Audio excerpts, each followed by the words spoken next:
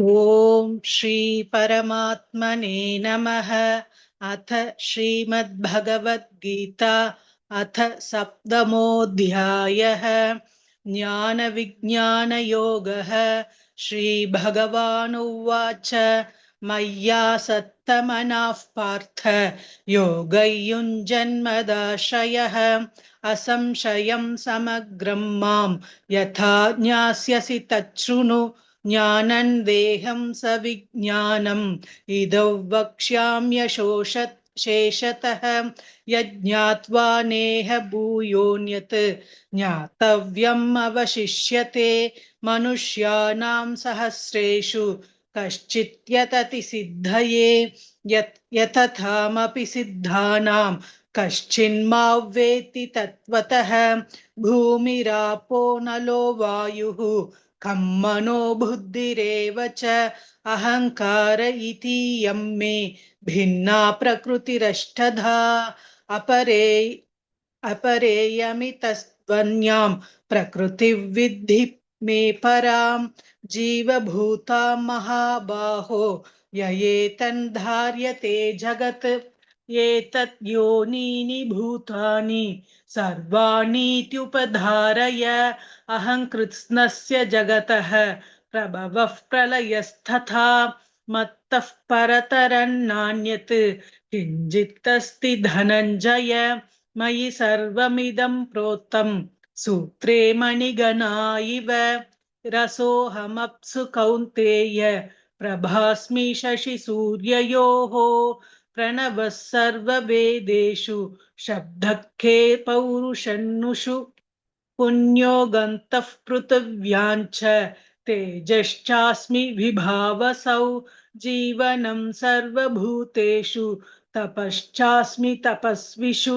बीजं मां सर्वभूतानां विद्धि पार्थ सनातनम्।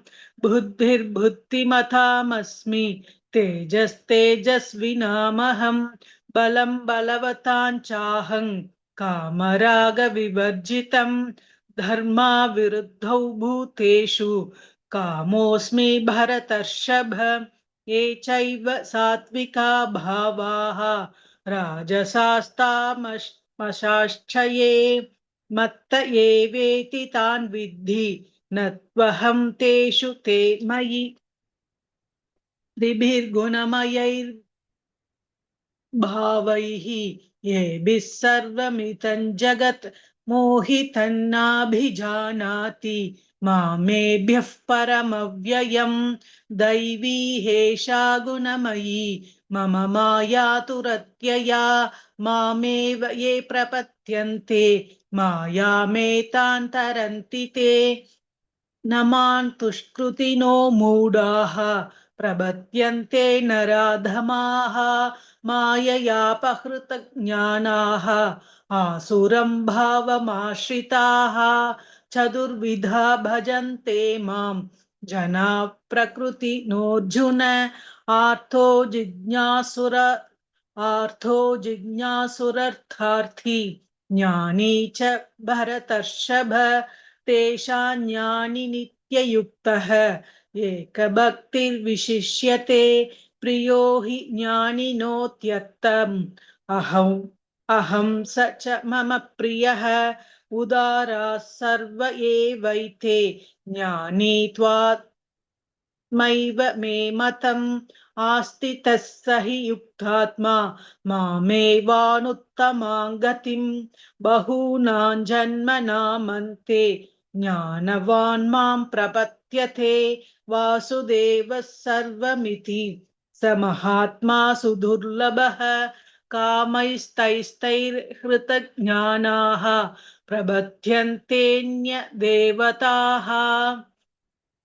तं तं नियममास्थाय प्रकृत्या नियता स्वया यो यो यां यां तं तनुं भक्तः श्रद्धया श्रद्धयार्चितुमिच्छति तस्य तस्याचलां श्रद्धां तामेव विदधाम्यहम्।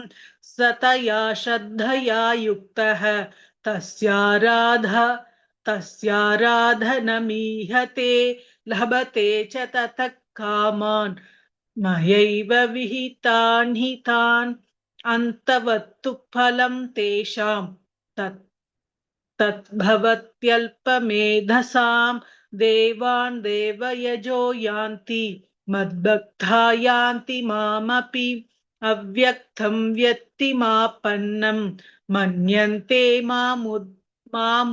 मामबुद्धयः परं भावमजानन्तः ममाव्ययमनुत्तमम् नाहं प्रकाशः सर्वस्य योगमाया समावृतः मूढोऽयं नाभिजानाति लोको मामजमव्ययम् वेदाहं समतीतानि वर्तमानि चार्जुन भविष्यानि च भूतानि मां तु वेद न कश्चन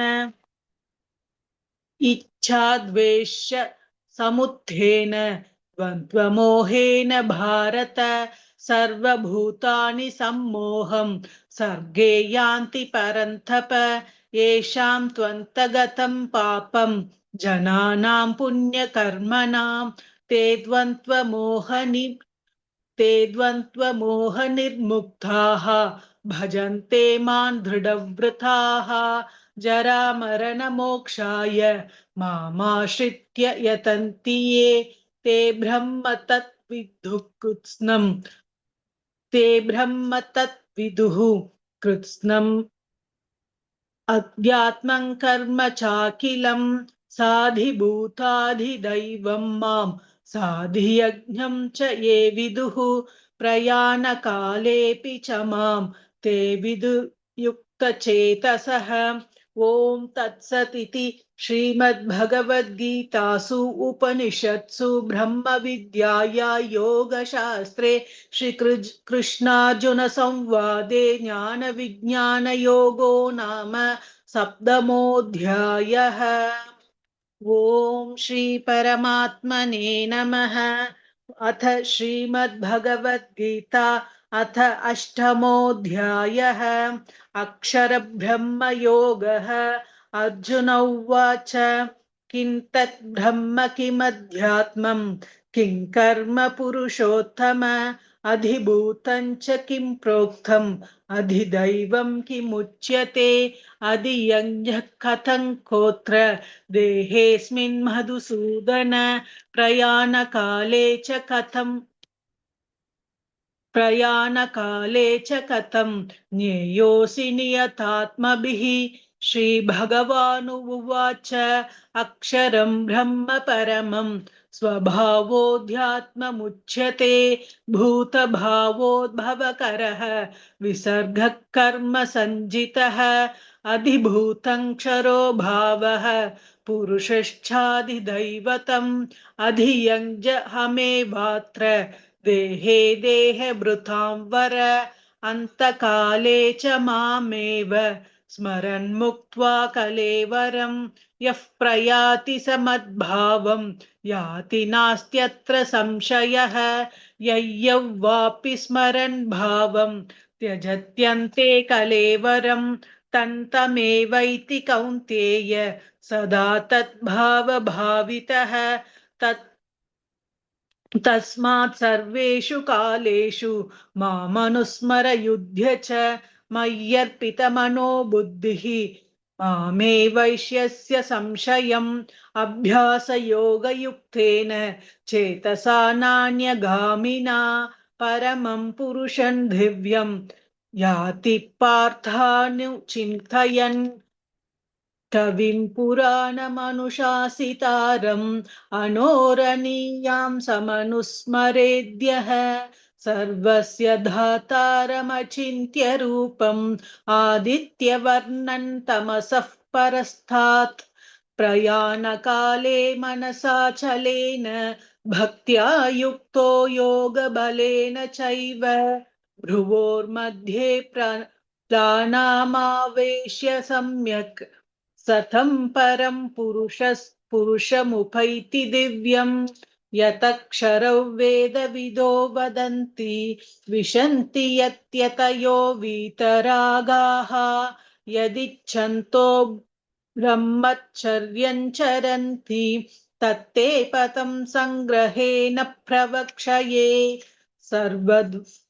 सर्वद्वाराणि संयम्य मनोहृति निरुध्य च मूर्धन्याधायात्मनः प्राणाम् आस्थितो योगधारणाम् ओमित्येकाक्षरं ब्रह्म व्याहरन् मामनुस्मरन् यः प्रयाति त्यजन् देहं स याति परमां गतिम् अनन्यचेता सततं यो मां स्मरति नित्यशः तस्याहं सुलभः पार्थ नित्ययुक्तस्य योगिनः मामुपेत्य पुनर्जन्म दुःखालयमशाश्वतम् नाप्नुवन्ति महात्मानः संसिद्धिं परमां गतः आब्रह्म भुवनाल्लोकाः पुनरावर्तिनोऽर्जुन मामुपेत्य तु कौन्तेय पुनर्जन्म न विद्यते सहस्रयुगपर्यन्तम् अहर्यद्धं मनो विदुः रात्रियुगसहस्रान्तं ते होरात्रविधो जनाः अव्यक्तात् व्यक्तयः सर्वाः प्रभवन्त्यः हरागमे रात्र्यागमे प्रलीयन्ते तत्रैवायक्थ सञ्जखे भूतग्रामस एवायं भूत्वा प्रलीयते रात्र्यागमे वशः पार्थ प्रभवत्यहरागमे परस्तात् तस्मात् भावोऽन्यत् व्यक्तो व्यक्तात् सनातनः यस्य सर्वेषु भूतेषु नश्यत्सु न विनश्यति अव्यक्तोऽक्षर इत्युक्तः तमाहुः परमां गतिं यं प्राप्य न निवर्तन्ते तद्धाम परमं मम पुरुषः स परः पार्थ भक्त्या लभ्यस्त्वनन्यया यस्यान्तस्थानि भूतानि येन सर्वमिदं ततं यत्र काले त्वनावृत्तिम् आवृत्तिं चैव योगिनः प्रयाता यान्ति तं कालं वक्ष्यामि भरतर्षभ अग्निज्योतिरः शुक्लः षण्मासा उत्तरायणं तत्र प्रयाता गच्छन्ति ब्रह्मविदो जनाः धूमो रात्रिस्तथा कृष्णः षण्मासा दक्षिणायनं तत्र चान्द्रमसञ्जोधिः योगी प्राप्य निवर्तते शुक्लकृष्णे गतिहेते जगतः शाश्वते मते एकया यात्यनावृत्तिम् अन्यया वर्तते पुनः नैते श्रुति पार्थ जानन् योगी मुहृति कश्चनः तस्मात् सर्वेषु कालेषु योगयुक्तो भवार्जुन वेदेषु यज्ञेषु तपस्सु चैव दानेषु यत् पुण्यफलं प्रतिष्ठम् अत्येति तत्सर्वमितौ विदित्वा योगी परं स्थानमुपैति चाद्यम् ॐ तत्सदिति श्रीमद्भगवद्गीतासु उपनिषत्सु ब्रह्मविद्याया योगशास्त्रे श्रीकृष्णार्जुनसंवादे अक्षरब्रह्मयोगो नाम अष्टमोऽध्यायः। ॐ श्रीपरमात्मने नमः। अथ श्रीमद्भगवद्गीता अथ नवमोऽध्यायः। राजविद्या राजगुह्ययोगः। श्रीभगवानुवाच इत्थं तु ते गुह्यतमं प्रवक्ष्याम्यनसूयवे ज्ञानविज्ञानसहितं यज्ञात्वा मोक्ष्यसे शुभात् राजविद्या राजगुह्यं पवित्रमिदमुत्तमम् प्रत्यक्षावहमन्धर्म्यं सुसुखं कर्तुमव्ययम् अश्रद्धधानाः पुरुषाः धर्मस्यास्य परन्तप अप्राप्य मां निवर्तन्ते मृत्युसंसारवर्त्मनि मया ततमितं सर्वं जगदव्यक्तमूर्तिना मत्स्थानि सर्वभूतानि न चाहन्तेष्वस्थितः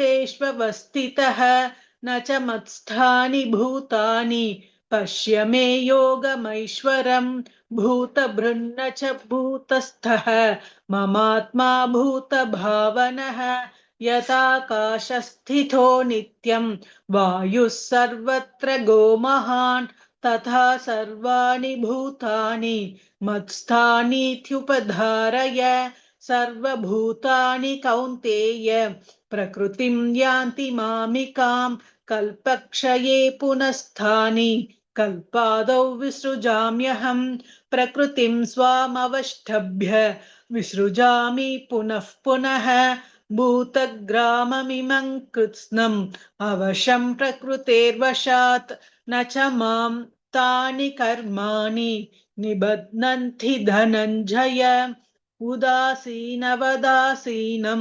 असक्तं तेषु कर्मसु मयाध्यक्षेण प्रकृतिः सूयते सचराचरम् हेतुनानेन कौन्तेय जगद्विपरिवर्तते अवजानन्ति मां मूढाः मानुषीं तनुमाश्रितं परं भावमजानन्तः मम भूतमहेश्वरं मोगाशामोगकर्माणः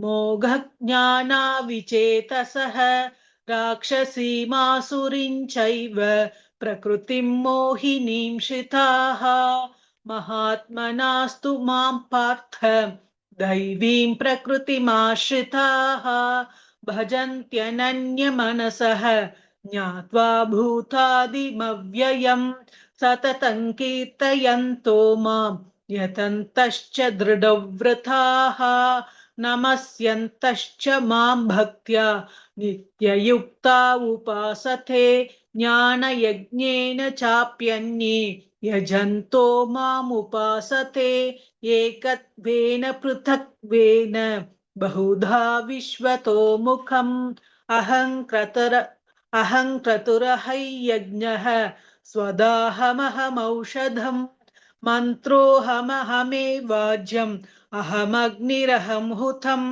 पिताहमस्य जगतः माता धाता पितामहः वेद्यं पवित्रमोङ्कारः ऋक्साम यजुरेव च गतिर्भर्ता प्रभुः साक्षी निवासः शरणं सुहृत् प्रभवः प्रलयस्थानं निधानं बीजमव्ययम् तमाम्यहमहौ वर्षं निगृह्णाम्युत्सृजामि च अमृतं चैव मृत्युश्च सदसच्चाहमर्जुन त्रैविद्या मां सोमपाः भूतपापाः यज्ञैरिष्ट्वा स्वर्गतिं प्रार्थयन्ते ते पुण्यमासाद्य सुरेन्द्रलोकम् अश्नन्ति दिव्यान् दिवि देवभोगान् ते तं भुक्त्वा स्वर्गलोकौ विशालम् श्रीने पुण्ये मर्त्यलोकौ विशन्ति एवं त्रयी धर्ममनुप्रपन्नाः गतागतं कामकामा लभन्ते अनन्याश्चिन्तयन्तो मां ये जनाः पर्युपासते तेषां योगक्षेमौ वहाम्यहम् येऽप्यन्यदेवता भक्ताः यजन्ते श्रद्धयान्विताः तेऽपि मामेव कौन्तेय यजन्त्य विधिपूर्वकम् अहं हि सर्वयज्ञानां भोक्ता च प्रभुरेव च न तु मामभिजानन्ति तत्त्वेनातश्च्यवन्ति ते यान्ति देवव्रता देवान् पितॄन् यान्ति पितृव्रताः भूतानि यान्ति भूतेज्याः यान्ति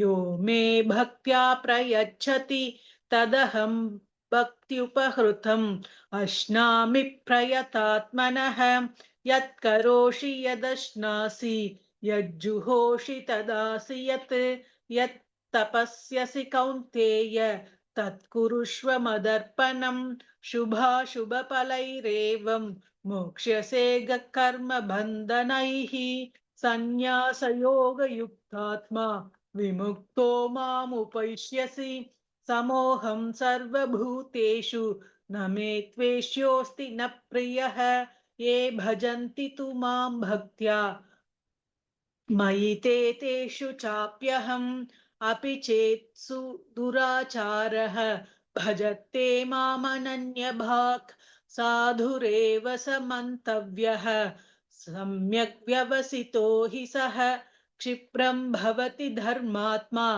शश्वत् शान्तिं निगच्छति कौन्तेय प्रतिजानीहि न मे बद्धः प्रणश्यति मां हि पार्थव्यपाश्रित्य येऽपि स्युः पापयोनयः स्त्रियो वैश्यास्तथा शूद्राः तेऽपि यान्ति परां गतिम् किं पुनर्ब्राह्मणाः पुण्याः भक्ता राजर्षयस्तथा अनित्यमसुखल्लोकम् इमं प्राप्य भजस्व मां मन्मना भव मद्भक्ताः मद्याजी मां नमस्कुरु मामे वैश्यसि युक्त्वैवम् आत्मानं मत्परायणः ॐ तत्सदिति श्रीमद्भगवद्गीतासु उपनिषत्सु ब्रह्मविद्याया योगशास्त्रे श्रीकृष्णार्जुनसंवादे राजविद्या राजगुह्ययोगो नाम नवमोऽध्यायः।